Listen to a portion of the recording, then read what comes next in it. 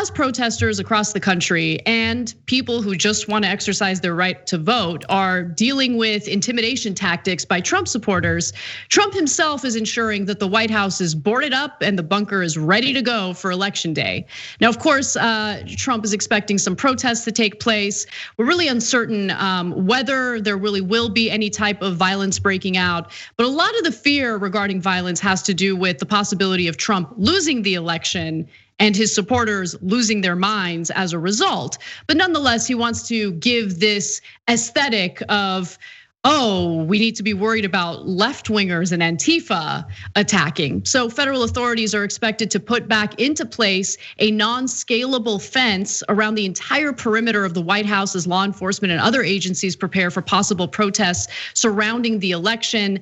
The fence is actually the exact same fence that was put up during the protests that took place over the summer following the murder of George Floyd. And if you guys can recall, that was when Trump also decided to hide out in his bunker. And then when he emerged, he needed to hide behind federal authorities and federal agents who rained terror on protests and protesters in Washington, D.C. So the extra layer of security marks the most high profile example to date of authorities preparing for unrest following this year's election, particularly if there's no clear winner come November 4th. And to be sure, Trump has demanded that the winner of the election be declared on the night of the election, which is unlikely to happen because of the influx of mail-in ballots. Also last week, Immigration and Customs Enforcement was also putting its agents on standby, while Customs and Border Protection was training its personnel in the lead up to Election Day. Additionally, 250 National Guardsmen have been put on standby, reporting to Metro Police officials. So there are more details, Cenk, but I really think that this is an attempt to, I think, scare people, to put out this message of, ooh, it's gonna be dangerous on Election Day, so don't get out the vote. But fortunately, about 70% of likely voters have already cast their ballots, which is pretty incredible. Well, you gotta give Trump credit. He said he was gonna build a wall, and he finally built a wall around himself. It's a big, beautiful wall. Yeah, well, and now America has devolved so much underneath Donald Trump that the president of the United States has to build a giant fence around the White House so that the people don't come in when he tries to steal an election. And this is what dictators do. They build really high walls around their palace so that the people of their countries that know that they're dictators don't storm the palace.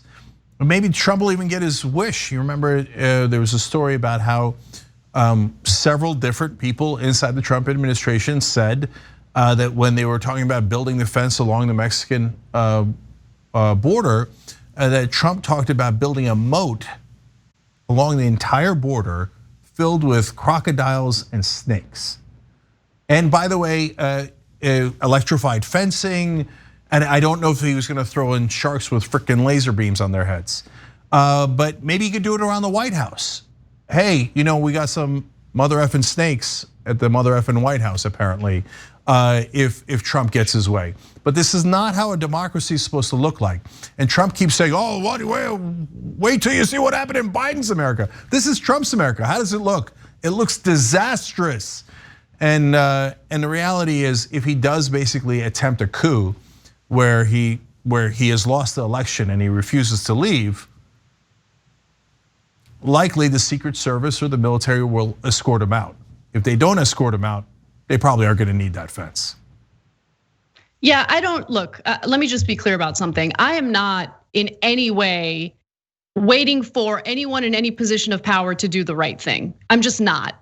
And so there's a wonderful plan. It's called choosedemocracy.us, choosedemocracy.us. In the event that Donald Trump stages a coup, there is organizing taking place right now. And if you go to that website, you can learn about how that organizing will take place. Joshua Kahn Russell, who's a friend of mine and has done his round of interviews on this topic, including on The Conversation, really detailed how this will happen. Look, people power. We really need to rely on people power. Sitting back and waiting for the Secret Service or any government agency to do the right thing, I think that is incredibly naive and short-sighted. I have no faith in them whatsoever. They have allowed Donald Trump to get away with murder, literally in some cases. So it's all about people power. Please go to choosedemocracy.us. Well, I'll throw in one more website. So if he clearly loses, this is not in any scenario where he wins or it's in dispute. If he clearly loses and he refuses to leave, and the Secret Service, et cetera, refuses to show him out the door, basically, we have a petition at tyt.com/remove Trump. So somebody at some point has to restore democracy. So they are the Republicans. It's not just Donald Trump. Donald Trump has said it now half a dozen times, publicly, clearly on the record. He says, I don't want you to count votes past November 3rd. It doesn't matter if they're legal. It doesn't matter that they came in before election day. I don't want you to count them. So he's saying, I don't believe in democracy. If I can, I'm gonna try to stop the election before you can count the votes. If I ever have a lead, I'm gonna call it. That's what dictators do. So tyt.com/remove Trump. If it turns out he's clearly lost and he won't leave, yeah, if you don't surround the building, it's not gonna create any political pressure for people to escort him out the building. I mean, it's an insane world if people try to clear that fence. Don't do that, okay?